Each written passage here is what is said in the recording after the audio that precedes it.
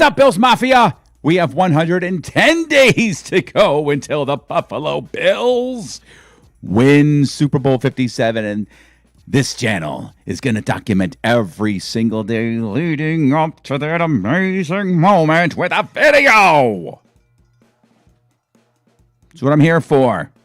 I'm on a mission. I'm on a mission to make sure that I release some sort of video, live stream content every single day until you and I are celebrating that amazing night when we watch the Buffalo Bills getting handed the Super Bowl trophy from Commissioner Roger Goodell, seeing Sean McDermott, Josh Allen, Von Miller, Stephon Diggs, all those other guys. They're on this big stage in the middle of that stadium in Arizona. I forget the name of it. Forget who has the naming rights for that stadium. It doesn't even matter. They're going to rename it Josh Allen Stadium after the performance that he's going to have in Super Bowl 57. It's going to be outrageously spectacular. It's going to be beyond our wildest dreams. Cannot wait. And we're 110 days away. So can you imagine when we're 10 days away? Oh. Whew. Okay. I'm going to calm myself down. Bring it down. Bring it down. It's one game at a time. I would be a terrible player on an NFL team, especially this one, because that's all I'd be talking about. While all the other players are saying, dude, just take it one game at a time, man. Like Josh, I'm just thinking about the next game. I'd be like, not me, man. I'd be like, no, we're going to the Super Bowl. But it is one game at a time. The next one we have is against the Green Bay Packers. They're coming into town. Sunday Night Football. Looking forward to that little ditty there. I mean, this one should be somewhat of a cakewalk. I know it's football, it's the NFL. You know, you don't take anything for granted, but it should be exactly like that Titans game where we smashed the Titans on Monday Night Football. It's going to be just like that. So looking forward to Sunday night and being with you on that, because I'm going to live stream it. It's going to be a lot of fun. I'm going to try to do some fun things for that one. I don't know what type of time I'm going to have, but you know, I'm going to definitely see if I can't get some neat content put out for the game. But the big story leading into that game is one of the big stories. The biggest story, I think, here in Buffalo is if Tre White is going to play. A lot of speculation. Been talking to a lot of people, trying to, you know, gather their thoughts on what the Bills are going to do with, you know, with Tre White and whether they're going to insert him in the lineup. And I've got a quick take. I'm going to give it to you. And I think it makes sense. To me, it makes total sense. I would say it's likely that he is going to play. I don't know how much, but I'd be surprised if he's not in the lineup for a few simple reasons. Number one, the dude wants to play. I am sure he's ready to play. I would imagine that maybe he even wanted to play last Sunday against the Kansas City Chiefs. He probably lobbied to get into that game. So this Green Bay game, he's going to be saying, come on, man, I'm ready to go. Let's get me on that field. Of course, it's not up to him ultimately, but you got to imagine that's what he wants. Number two, along with that is I'm sure Tre White has certain things written into his contract, incentives, where if he gets a certain amount of interceptions or tackles or wins or starts or whatever, that he gets, you know, extra money. So I would imagine that's also going to encourage him to try to get on the field I don't know. That's just speculation on my part, but I assume that that's the case. Also, they're not going up against, a middling quarterback. They're not going up against a backup quarterback. They're going up against Aaron Rodgers. Now, Aaron Rodgers is really kind of handcuffed with what he's got, or should I say doesn't have, in the offense for the Packers. I guess Sammy Watkins is supposed to be back. I don't know if Lazard is going to be able to go. I guess he's questionable. But it is Aaron Rodgers.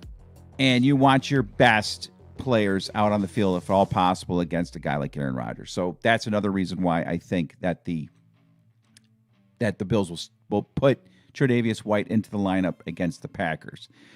And then some other small reasons would be perhaps to work him back into the lineup, get him some reps.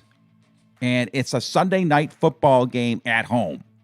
And that is another reason why I think the Bills very well could start Tre'Davious White, because, ultimately this is sports, it's entertainment, and they want to treat the fans to something special. And I think Tre'Davious White coming back on Sunday Night Football against the Packers makes total sense. Again, he might play 5 snaps, but he's not going to hurt the team by taking up a roster spot. He's just going to probably be a backup. You can't just throw him out there and expect him to play 100% of the snaps on defense. So I expect Tre'Davious White to be in the lineup for the Packers game. Now, the flip side of that, people are saying that the Bills are going to just take their time, squeeze every hour, every minute out of the time they're allotted to keep Tre'Davious White, get him as much, get him as healthy as possible. I don't know how much more healthy you can get from now until, a week and a half from now when they play in New York. But, that's the other side of this. People are saying that, no, they're gonna put Tre'Davious on the shelf for as long as they can, and then they'll get him back in the Jets game. If I had to bet, I would say that Tre'Davious White will be playing against the Packers. There's not much to this game plan going into the game. The Bills just should dominate this team from beginning to end. I easily could see Josh Allen only playing a half. The Bills up by, literally, I could see them up by 40 by halftime. I'll have a prediction little video contest for this game coming up probably Friday or Saturday. But I'll throw one out there for now. I see the Bills winning this thing like 44-10. I'll give the Packers a touchdown. They pick up a fumble, a Devin Singletary fumble, return it for a touchdown. That's about all I can see the Packers being able to do in this game. It should be a blowout. And that's because we have, the best team in the league, which brings me to my power rankings. My power rankings for the Week 7 finish in the NFL. Let's check out who I picked. Here you go. Enjoy it. And away we go. Coming in at number 32, the worst team in the league right now, the Houston Texans, after getting pummeled by the Las Vegas Raiders. Moving up from number 32 to number 31, it is the Washington Comanches, whatever they are called, after beating the Packers. Dropping to number 30, it is the Indianapolis Colts after losing to the Titans. Matt Ryan got yanked in the game. Coming in at number 29, it is the Steelers. They should have beaten the Dolphins, but just couldn't put it away. Coming in at number 28, it is the Lions. They are no longer thinking about playoffs. They are just no good. At number 27, it is the Bears. They're moving up after that big win against the Patriots in New England. Way to go, Justin Fields. Remaining at number 26 is the Jacksonville Jaguars. They lost to the Giants, but they played tough. At number 25, it is the Denver Broncos. They're just no good with Russell Wilson. Without Russell Wilson, it don't matter. At number 24, it is the Carolina Panthers moving up after a big win against Tom Brady and the Tampa Bay Buccaneers. Dropping down to 23, it's the Atlanta Falcons after getting smashed by the Cincinnati Bengals. Dropping to 22, it is the Browns. They lost another heartbreaker. I'm so sorry, Brownies. And the Patriots, again, lost to the Bears at home. They dropped to 21. Dropping to number 20, despite a win, it is the Miami Dolphins. They should have lost to the Steelers. At number 19, it is the Seattle Seahawks after beating the LA Chargers. They're pretty good this season with Geno Smith. And the Saints dropped to 18 after getting beat by the Arizona Cardinals on Thursday night. We have the Rams at 17. They were idle, so they don't go anywhere. They're staying put. At number 16, it is the Tampa Bay Buccaneers. They dropped big time after losing to the Carolina Panthers. Are you kidding me? Moving up to number 15, it is the Arizona Cardinals after beating the Saints again on Thursday night. At number 14, it is the LA Chargers again after losing to the Seattle Seahawks. Dropping to number 13, it's Buffalo's next opponent, the Green Bay Packers. They are absolutely a mess, and when they come out of Buffalo, they're going to be on life support. At number 12, it's the Las Vegas Raiders after beating the Houston Texans. At number 11, we have the New York Jets. Jets. I don't think they're going to get much higher than this. At number 10, we have the Tennessee Titans. That's all I'm going to say about that. At number 9, we have Joe Burrow and the Cincinnati Bengals. They put up some serious points and yards against the Atlanta Falcons. Dropping to number 8, we have the San Francisco 49ers after getting smashed by the Kansas City Chiefs. Staying at number 7, we have the Baltimore Ravens. I think they're going to continue to drop in everybody's power rankings. I don't think they're very good. At number 6, we have the Minnesota Vikings. They stay at number 6 after a bye week. At number 5, we have the New York Giants. I think this team could be for real. At number 4, we have the Dallas Cowboys after beating the snot out of the Detroit Lions. Staying at number 3, we have the Philadelphia Eagles. They continue to win. They're looking pretty good. Staying at number 2, we have the Kansas City Chiefs. They looked really impressive against the San Francisco 49ers. And staying at number 1, we have our Buffalo Bills, who, coming off a bye week, are gearing up for what should be an absolute massacre against Aaron Rodgers and the Green Bay Packers. This team is only going to get better and better and better as the season goes along. All right, well, there you go. My power rankings after 7 weeks of the season. Buffalo remaining at number 1. I don't see them dropping out of number 1 all season long right into the Super Bowl. But what do I know? I'm just a Bills fan. A middle-aged guy in his basement doing a live stream. So Dilly says he doesn't see Tre White being activated. I just don't understand why he wouldn't be activated. What is the point? What is the point of leaving Tre'Davious White on the bench if he's ready to go? If he's not ready to go, well, he won't be ready to go against the Jets, and they'll just have to put him back on IR. What is 7 days going to do for Tre'Davious White?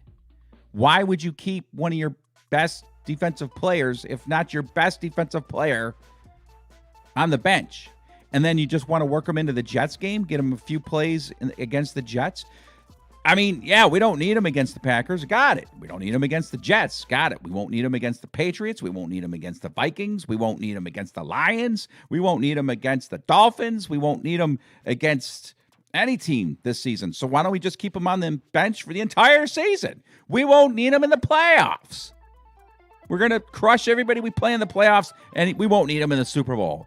So why play Tre'Davious White at all if we don't need him? You play Tre'Davious White because he's your best corner and he's ready to go. That's it. That's it, Fancy Nancy. That is the formula to success. You play your best players. That's all there is to it. So if Tre'Davious White is not in the lineup against the Packers, and I'm not saying, again, he's going to play the entire game. He might just get 10, 12, 15 snaps. But if he's not in the lineup against the Packers, there might be a problem with his knee. That could be the case. And I think Buffalo's just, not coming out and saying anything just yet, because that's what football teams do. They keep everything like secret for every second that they can keep things secret.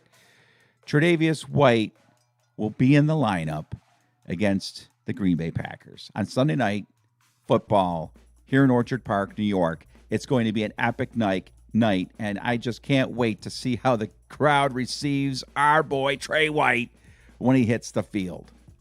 There's no way he's not playing. There's no way.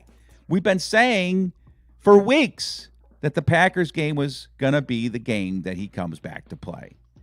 Again, it's Sunday Night Football at home. Packers, Aaron Rodgers.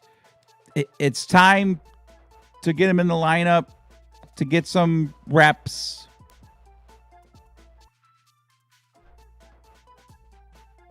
That's all. Can't wait. Can't wait to watch Tre intercept Aaron Rodgers and bring that football back all the way for a touchdown. See you tomorrow.